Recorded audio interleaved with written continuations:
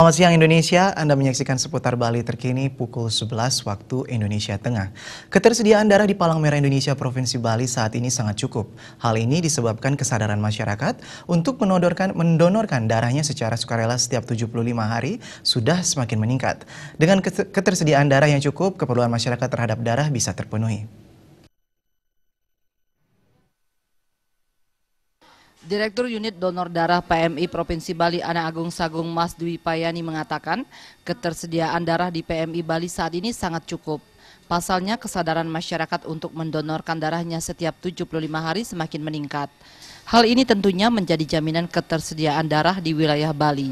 Jumlah darah yang tersedia saat ini untuk komponen PRC mencapai 114 komponen yang terdiri dari golongan darah A, B, O, dan AB sebanyak 15 buah.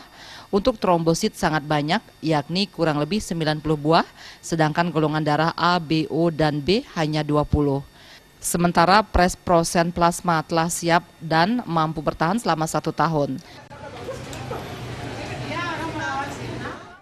Sampai saat ini ketersediaan darah di PMI Bali sangat cukup dan kami sudah siap apabila ada kebutuhan darah yang dibutuhkan oleh pasien melalui permintaan klinisi. Ditambahkan Ana Agung Sagung Mas Dwi Payani, darah di PMI dipercaya keamanannya karena sebelum didistribusikan darah telah melalui proses screening dan pembersihan dari berbagai kuman dan penyakit sehingga terbebas dari HIV/AIDS, hepatitis B, hepatitis C, dan sifilis.